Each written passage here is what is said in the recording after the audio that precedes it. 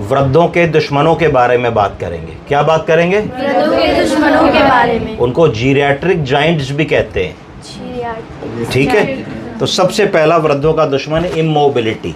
जब हमने ये समझ लिया कि अब हमें चलना फिरना नहीं है, हमें बिस्तर पे ही रहना है, हमें घर के बाहर नहीं निकलना है, हमें सैर करने नहीं जाना है, हमें अपने आप को हमने कन्फाइंड कर लिया रूम और टॉयलेट और बेडरूम और डाइनिंग रूम पे, तो उसको कहा जाता है इमोबिलिटी। क्या कहते हैं? इमोबिलिटी। कि हमने ये मान लिया कि अब हम वृद्ध हो गए हैं और वृद्धावस्था के कारण इमोबाइल हो गए हैं, अब हमारा चलना फिरना ठीक नहीं है। तो ये सबसे बड़ा दुश्मन होता है। जैसे ही आप इमोबाइल हो जाते हैं तो आपकी जो मांसपेशियां हैं वो कमज़ोर होने लगती हैं और शिथिलता आने लगती है, आप लड़खड़ाने लगते हैं, आप ज़्यादा चले तो गिर सकते हैं, चलने पे हाथों पैरों की मसल्स और टिश्यूज़ में हाइपोक्सी ऑक्सीजन की कमी होने लगती है, जोड़ स्टिफ होने लगते हैं। जोड़ जब स्टिफ होने लगते हैं तो ऑस्टियोपीनिया, ऑस्टियोपोरोसिस, ऑस्टियोआर्थराइटिस और फिर डिफॉर्मिटी डेवलप हो जाती है। तो यहाँ से वहाँ तक जाने में भी जोड़ दर्द करने लगते हैं। तो वृद्धों का पहला दुश्मन है, बोलिए क्या? इमोबिलिटी। इमोबिलिटी। जब हमने ये मान लिया कि अब हम चलेंगे फिरेंगे नहीं, बिस्तर पे ही खाना दे दो, बिस्तर पे ही पॉटी करा दो, बिस्तर पे ही शेव कर दो, बिस्तर पे ही टीवी चला दो,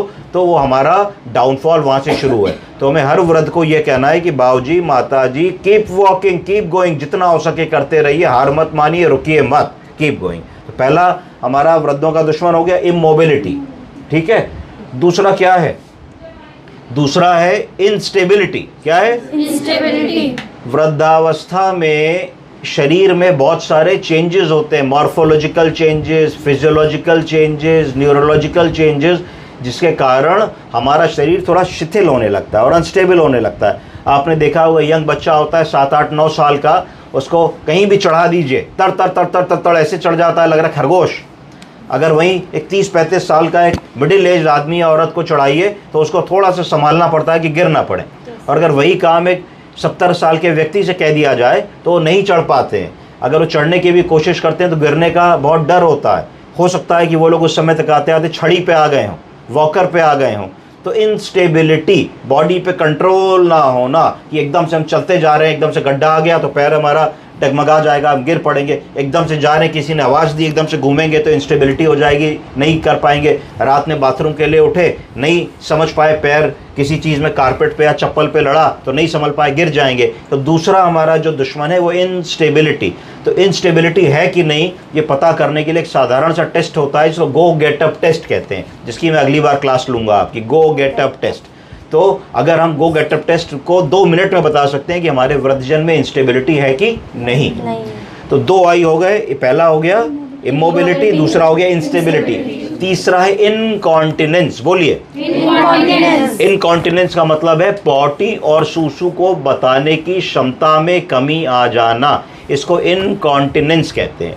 तो जब ये होने लगता है मरीज में तो उसकी कॉन्फिडेंस कम हो जाती है, उसका जो सेल्फ रिस्पेक्ट और सेल्फ एस्टीम है वो कम हो जाता है। आप इस बात की कल्पना कीजिए कि हम लोग कहीं घूमने जाएं, पिकनिक में जाएं, पार्टी पे जाएं, सिनेमा देखने जाएं, किसी की रिश्तेदारी में जाएं और हमको ये कंट्रोल ना हो कि भाई अगर सूसू पॉटी आएगी तो हम रोक नहीं पाएंगे, तो हमारे मन पे क्या बीतेगी?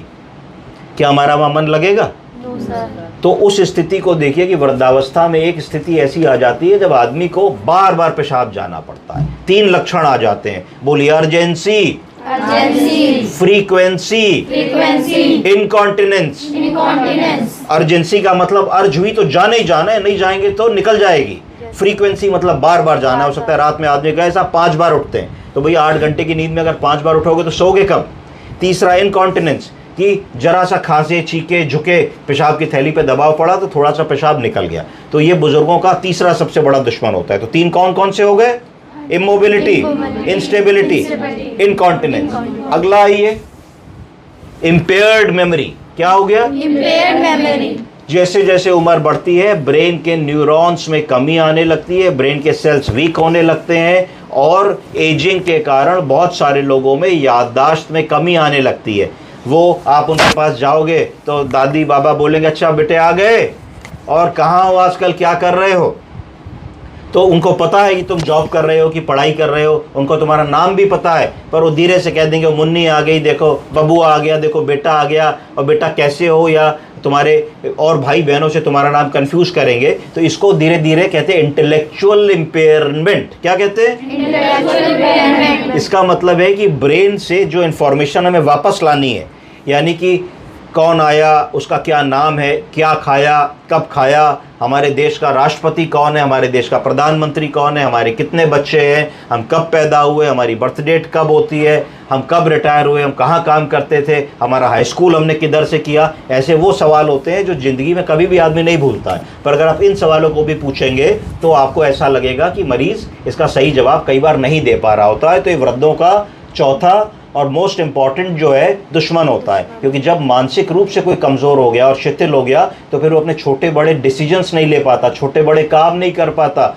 मोबाइल रिचार्ज नहीं करा पाता, बैंक से पैसा नहीं निकलवा पाता, पेंशन लेने नहीं जा पाता, डॉक्टर के पास नहीं जा पाता है, सोशलाइज नहीं कर पाता है, घर में बंद होकर के रह जाता है। तो ये ध्यान रखना है। इसके लिए MMS होता है, मिनी मेंटल स्कोर, बड़ा आसान है। दिखाओ बाबूजी ये क्या है, पेन है, ये क्या है, चश्मा है, ये क्या है, घड़ी है, और 2-4 मिनट बाद किसी और बातों में लगाओ, फिर पूछो आपको 3 चीज़ें दिखाई, बता दीजिए। अगर सब ठीक बता रहे तो MMS कहते हैं, मिनी मेंटल स्कोरिंग। तो उससे आप इवेलुएट कर सकते हैं कि याददाश्त की क्या स्थिति है। तो मोटा मोटा ये 4-5 चीज़ें आपको जो जीरैट्रिक जाइंट्स या वृद्धों के दुश्मन है, इन पे आपको काम करना है। और गो गेट अप टेस्ट में अगली क्लास में बताऊंगा। Thank you.